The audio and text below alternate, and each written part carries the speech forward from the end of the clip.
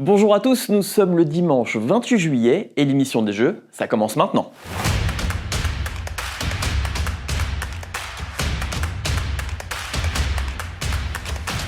Du bronze, de l'argent et surtout de l'or, l'équipe de France a réalisé un démarrage exceptionnel avec 4 médailles pour le premier jour. C'est bien simple, sur les 40 dernières années, ce n'est jamais arrivé.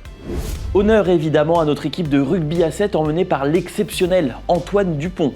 Les Bleus ont remporté l'or olympique en s'imposant en finale 28-7 face aux Fidji, double tenant du titre. Une première médaille d'or fêtée comme il se doit au Club France dans la soirée. On s'en rend pas compte encore, mais forcément on est champion olympique et c'est juste magique. L'escrimeuse Oriane Malo-Breton, elle, est passée à une touche seulement de l'or olympique. À l'épée, la tricolore s'est inclinée en finale, 13-12 face à la numéro 1 mondiale, la hongkongaise Viviane Kong. Mais avec cette médaille d'argent, elle succède à Laura Flessel, dernière médaillée d'argent de l'épée française en individuel en 2004. Enfin, les judokas de la délégation française auraient pu également apporter la première médaille d'or, mais Luca Meridze en moins de 60 kg et Chérine Boucli en moins de 48 kg ont dû se contenter respectivement de l'argent et du bronze. J'ouvre le bal des médailles au judo, c'est ma première médaille olympique à moi et c'est la première médaille olympique pour toute l'équipe de France complète, de tous les sports confondus, c'est incroyable. Ça s'est bien passé quand même si c'est pas forcément la médaille d'or, mais c'est quand même une belle médaille d'argent.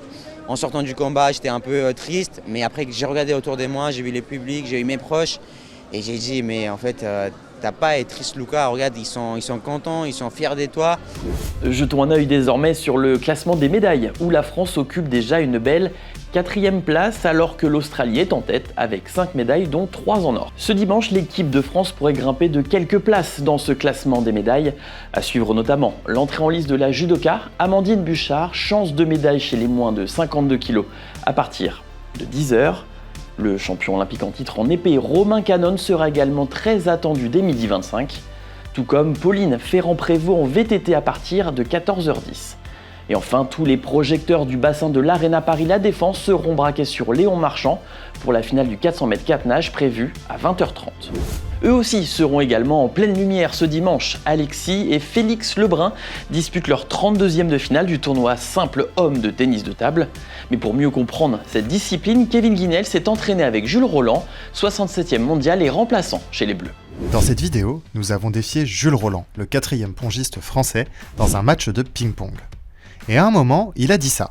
Au service, il y a beaucoup d'effets et les gens qui n'ont pas l'habitude de pratiquer notre sport ne se rendent pas compte de la quantité d'effets, de la difficulté qu'il y a de lire les effets, notamment au service. Du coup, on lui a demandé de nous donner un petit cours sur les effets. Et voilà ce que ça donne. Donc l'effet coupé, premièrement, c'est quand on passe sous la balle et que, en fait, là, tu vas voir, quand tu vas mettre la raquette, la balle va tout de suite descendre et faire normalement un rebond de ton côté, j'espère. Ouais. On voit que direct elle accélère, en fait il faut la relever quoi, faut essayer de la relever un maximum mais des fois y a trop d'effets, on la met dans le filet quoi.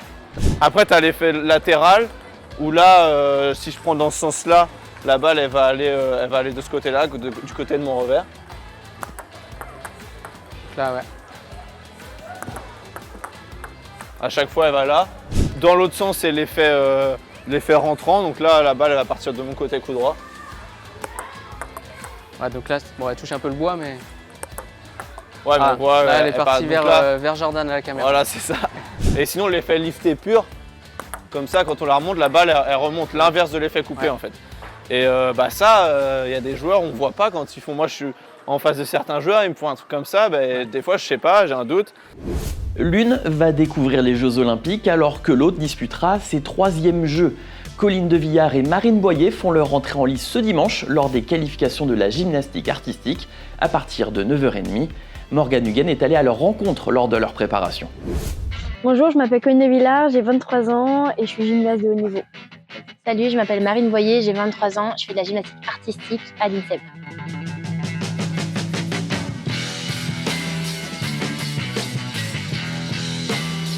Alors, je pense que c'était en stage à Bourges. Quand on avait, franchement, on était vraiment petits, j'étais encore dans mon club à Digoin et on faisait des regroupements. Et je pense que c'est la première fois que je l'ai vu. C'était un stage à Bourges, il me semble. Je me rappelle parce que je lui ai prêté mon téléphone. Elle n'avait pas son téléphone et je lui avais prêté mon téléphone pour qu'elle appelle sa maman. En vrai, j'aime bien tout. Après, celui que je préfère vraiment faire à l'entraînement, je pense que c'est le saut quand même. Honnêtement, ça dépend des jours. Je dirais en ce moment les barres. Les barres. Le saut. Je pense que celle que j'aime le plus faire, qui me procure le plus de trucs, c'est la lune double avant au saut. Je dirais la ronde attendue en poutre. J'aime bien le top 12. Bercy. Coupe du monde Bercy. L'émission des Jeux, c'est terminé pour aujourd'hui, mais l'actualité des Jeux Olympiques est à suivre tout au long de la journée sur ouest-france.fr. On se retrouve demain avec, on l'espère, plein de nouvelles médailles.